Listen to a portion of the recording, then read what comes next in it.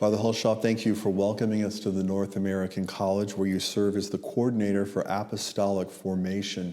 Tell us about your role. What is the coordinator of Apostolic Formation? Well, thank you for this invitation. My work as coordinator of Apostolic Formation involves me with 22 different apostolates that our men serve here at the North American College in their ministry outside of the college. In other words, they are involved in multiple kinds of service to the people of God. Of course, they go to the universities here in the city, but they're required 3 to 4 hours every week, which is average time, in one of these apostolates. These apostolates also entail 8 locations with Catholic campuses. These are universities Catholic universities in the United States who have semester programs in Rome. So we have 8 of those locations in which our men go to participate with them in Mass, Eucharistic adoration, question and answer, all kinds of retreat opportunities. Maybe they take them to a CC, so 8 of those campuses.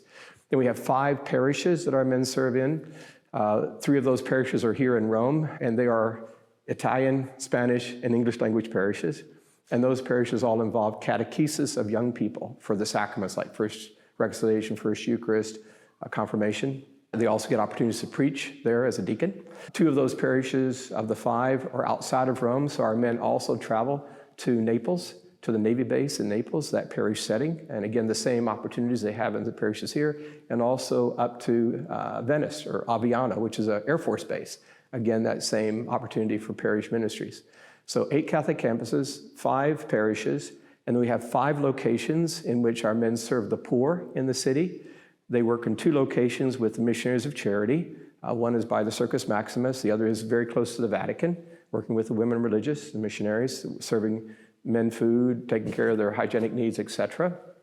Then we also have a nursing home that our guys serve and go to visit. We also have an outreach ministry to the poor and refugees in the center of the city, and we work with them. Our guys serve 250 to 300 meals whenever they go there on those apostolates, lunchtime or whatever time it might be. Then also we serve with the prison ministry here in the city. Then we have 3 apostolates in which our men serve to those in prison, Regina Coeli prison here, and they'll go to speak to prisoners. And then we also have another outreach in the context of the poor where they actually do street ministry, which is something that came out of COVID. When our men couldn't get into certain hospitals or other places because of COVID restrictions, I said, what's COVID free? Where can our men go to serve? And so I was reflecting on the scriptures, and Jesus sent them out 2 by 2. I said, let's send guys out 2 by 2 to the streets of Rome, around the Vatican, under the bridges, to the train station area, and let's see what kind of ministry they can engage. So we have that ministry that came after COVID, street ministry, where the men will actually engage the people on the street with whatever needs. They'll bring maybe from here food or some sleeping bags that we have available for them to bring to people in need. And so these are those different 22 apostolates I referred to. I coordinate that with them. Our men, they give me their preferences every year as to what ministry they would like to serve, okay? I take all of those preferences and then I sort of put them together, working with the men, giving them an opportunity to serve in one of these locations. And usually our men will have at least 2 places they'll serve while they're here, maybe sometimes 3 of these different apostolic ministries. And finally, I failed to mention this other one, and that is evangelization. So our men give tours of St. Peter's Basilica, St. Paul's Basilica, and also Scavi, which are the excavations underneath St. Peter's. And you say, well, other people can give tours. But our men do these from the context of evangelization, because many people who go on these tours are maybe Catholics who are not as active in their faith, or certainly Christians of other traditions who've got questions about Catholics, or perhaps inactive. And when our men talk about the beauty of St. Peter's and St. Paul's and the historic traditions and all of this, people will ask them questions. Sometimes after the tour, they'll say, hey, I've not been with my faith for a while. And our guys get an opportunity to talk with them about their faith and invite them back into that relationship with Jesus Christ. So my work I love it because it really invites me into this wonderful dynamic with our men here at the college as they serve the people of God in all of these different venues. You're talking about street ministry, and that really is where the rubber meets the road, right? It reminds me of the missionaries across Catholic Outreach supports all over the developing world. How do you teach that? Like the very first time a young man, a seminarian, is going to go out, how do you prepare them for that? Do you just send them out and whatever happens, happens? Because sometimes the unexpected happens when you're ministering on the front lines. Certainly. Well, we do give them some education here at the college. We help them to understand who the poor are, particularly here in the city of Rome, and invite them to be prudent in those relationships. But I think above all, we say, remember, the poor are us. We are the poor. I think about my opportunities to work while I was a student here in Calcutta one summer, to work with missionaries in Calcutta. And I remember Mother Teresa's, always saying, we're all poor in the eyes of God. The poor remind us that we are in need of God's mercy as much as they are in different contexts. Maybe they might be economically poor or their resources are poor, but they are helping me, form me in that dynamic of Christian engagement. So what we do with our men is we engage them about what is your concept of the poor? What has been your past experience of the poor? You're about to enter into a relationship here in the eternal city in which you're going to have all kinds of situations of ministering to the poor. And so we'll have these conversations before they go out to the street, how to be really Christ-like to them. And they'll bring these stories back and they'll process them in theological reflection opportunities where they'll talk about experiences they've had either in their apostolate or directly on the streets. And this will be an opportunity for them to hear their brothers about this relationship they've had and how they serve them physically with food or maybe engage them with prayer, whatever the context may be. Yeah. You're talking about the poor might be poor in material things, but often they're spiritually rich. And we sort of see sometimes the inverse in the industrialized world. People have all kind of wealth, but they're spiritually poor. And there's always that, when you encounter the poor, the chance for them to evangelize you when you're not poor. You want to speak on that a little bit? Well, I'm going to use a reference again to Mother Teresa. She referred to the United States as one of the poorest countries in the world. And of course we say, what is she talking about? She was talking about that sometimes we can think of ourselves so independent or self-sustaining because of the wealth of our resources or our opportunities for education, etc. But we're spiritually poor because we think we're independent. We don't need God. We're sort of independent from our Creator. And those that we engage, the poor, they are wonderfully, joyfully, oftentimes in a relationship, an acknowledgement of a supreme being, God, in the context of their journey of life because they're so in need and they rely on the goodness of God's people to help them in that relationship. By that relationship we have with them, they are helping us to understand the gift of the Beatitudes, because when we serve them, we are not only serving Jesus Christ. I mean, they are the personification of Jesus. When you do the least of these things to my brother and sister, you're doing those to me, from Matthew 25. They are reminding us that thank God for them in that relationship. Obviously, we want to lift them out of poverty, not only just for the physical, but also for them to be able to develop their potential. We want to look at opportunities for education, things like that. All these are things. And sometimes our men on the street, I remember one of the stories one of the guys shared with me was he came up to a woman who was obviously on the street needing some food and stuff, but what she really wanted, believe it or not, was a book on theology. And you presume, you want a book on theology? And she goes, yeah, I've always loved to read Scripture. I've always loved to read about the faith. And so they brought her a book on theology and had a conversation with her the next time they saw her out there, and after she had read some different things. And so getting back to your question, what do we learn from them? So much about our own human formation, our own spiritual formation, by our pastoral service. And what they help us do is integrate the ministries that we're about with the men that we want to be as men of God, and it's particularly these men preparing for priesthood. Yeah. I was reading a little bit about the formation of the seminarians, and you address 4 areas: the human, the intellectual, the pastoral, and the spiritual. Just share a little bit about each one of those. Sure, yes. In the latest edition, the Program for Priesthood Formation, the 6th edition, they referred to these as human dimensions. We refer to them as formation areas. So the human, when the men arrive here, especially first year, they're going through a transition of a new culture, a new language, a lot of new things. And it is a developmental opportunity for them to be in a foreign country that's going to be their home for the next 4 years or 5 years. And while they're here, they're invited to be in interpersonal groups. We have a house counselor who does wonderful work with them.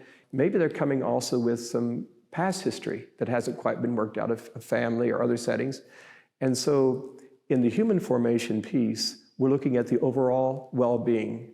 We see if they're getting exercise or whether they're taking care of themselves with other means of outlets from their academics and their pastoral. So we have sports facilities here for them. We engage them about, are you eating right? Are you sleeping? And so that's all human formation, as well as developing these fraternal relationships that are going to be so important for them as priests later on.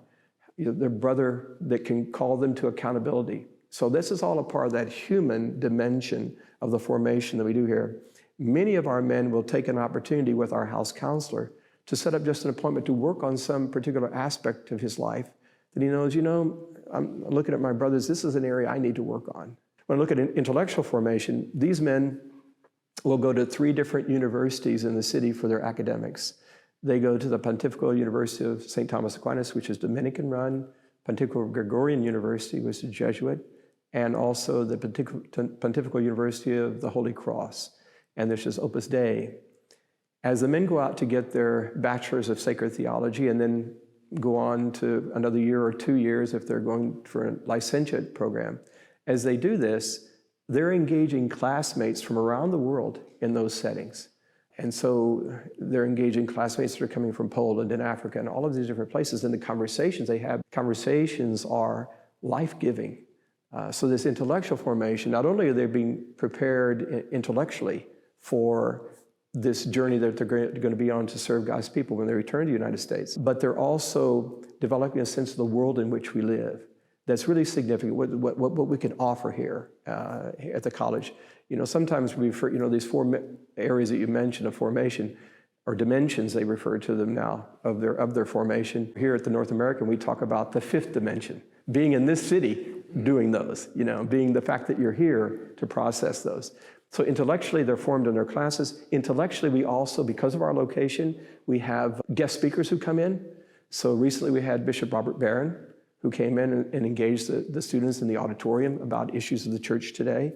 Most recently, we had Peggy Noonan, who came in. When I was here as a student, we were blessed for 6 months to have Father Henry Nouwen, who was a great spiritual writer, now deceased, of course, but he lived with us for 6 months, to have lunch with him as he's writing the book called Clowning in Rome and talking about what it means to be someone living a spiritual life.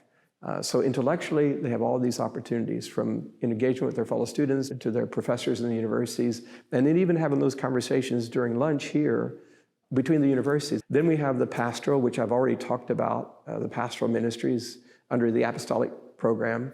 But along with that, we also have evenings of formation called Thursday evening formation nights, in which, again, we take up aspects of their ministry. So some of those evenings will deal with preaching practica. In other words, preaching opportunities, homilies.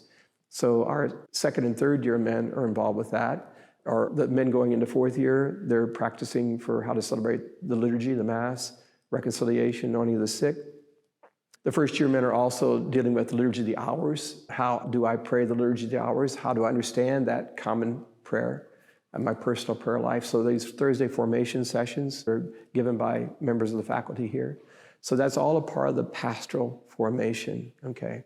And then finally, the spiritual. So every man here has a spiritual director who he meets with every 2 weeks, and the spiritual director will guide him, challenge him. What are you doing? What spiritual reading are you doing right now? Why don't you look at this book? This might be help you out on your journey right now with the Lord in your personal journey. Of course, we're always engaging those who are spiritual directors, are always engaging the students as to a closer relationship with Jesus Christ and how that relationship will involve them in a communal spiritual dynamic of their relationship, again, with the people. All of our work and the preparation we do here is to prepare them to be good priests when they return back to the States. So they're also getting here, in the context of spiritual development, what other seminaries would offer when you're in Lent, Stations of the Cross. We have opportunities throughout the week for Eucharistic adoration here at the college, praying the rosary, all of these that are part of their spiritual formation, that relationship. So that's ongoing and regularly checked into by their spiritual director. Yeah, so. When you're talking about those human dimensions, I couldn't help but think about the parallels between preparing for the priesthood and helping the poor, because when we help the poor, the church has this phrase, of course, integral human development. We're not just going to throw money at the problem. We're going to look at the emotional, the psychological, the material, of course, and the spiritual. Talk about your understanding of integral human development. Integral human development, integrating that which studied in classrooms, engaged in your own human formation, and appropriated to your life. It sort of reminds me a little bit about Pope Benedict XVI when he wrote Deus Caritas Est. He, and also taking that kind of relationship with Pope John Paul II, and I was a seminarian under St. John Paul II now, and the understanding that everything we do is in a relationship with God. And I remember even as a child, Baltimore Catechism, when they had that definition, who is God? God is love. So everything we're about is engaging a God who loves us and calls us to love. And so that integration or integral human development is living within God's love and letting God's love then form us to be that personification of Jesus Christ when we go out. And we're encountering the people who are Christ to us, and we are going out as Christ to others. And what does Jesus say? Abide in me, abide in my love, love one another as I have loved you, which is, again, a reminder that what we are about as followers of Jesus Christ separates us from other world traditions. Hinduism, Buddhism, Confucianism, Taoism, they all teach a reciprocal love. I remember as a child, the ruler, it was a golden rule on the back of it. Do unto others you would have others do unto you. But these other world religions have their own form of that. What's different in Christianity? Love others as I have loved you. Step over that line that you draw for yourself in ministry. It's not reciprocal love. It's an integrated love of Christ that we're about. Loving others as Christ has loved us so much that he died on the cross for us, suffered, died, and rose, and invites us into that relationship and reminds us that when we love others, when love is such a part of us, that is who we're going to be in that relationship with him in eternal life. That integral development is key. It's not only necessary, it is the epitome of who we're called to be as men loving God and desiring to allow that love to bring us into a service of his people for God's plan of salvation. Yeah. Father, as you know, Cross Catholic Outreach has more than 50 outreach priests, preachers who travel the United States every weekend to bring the cry of the poor from the developing world into parishes in the United States so that people become more aware of what's going on. Because sometimes in our lives, in the industrialized world, we kind of forget. The world is noisy. Cardinal Sarah wrote a book about that we can be, the noise of the world can keep us sort of more focused on ourselves. But I know that you've hosted one of our outreach priests many years ago. What made you invite Cross Catholic to come in, and what was the impact? It was 2008. I remember it because it was at that time in the parish that I was in, St. Vincent de Paul Parish in Cape Girardeau, Missouri. And I invited my classmate who had been in preparation for priesthood as myself, Father Alfred Pekarek from the Diocese of Bridgeport in Connecticut. And he was one of the Cross Catholic outreach priests. And I said, he's doing this for the next year or two. Our people need to hear about Cross Catholic Outreach's ministry. And so he came. Wonderful weekend, not only for me to reconnect with a classmate, but for our people, about 1,500 families in that parish, and a grade school as well, that he was engaging the whole community to understand the good ministry and work of Cross Catholic Outreach. And so my experience is very positive. And of course, we were sharing stories of seminary days and all of that, but our people had really not, and nor had I up until that point, known too much about Cross Catholic Outreach.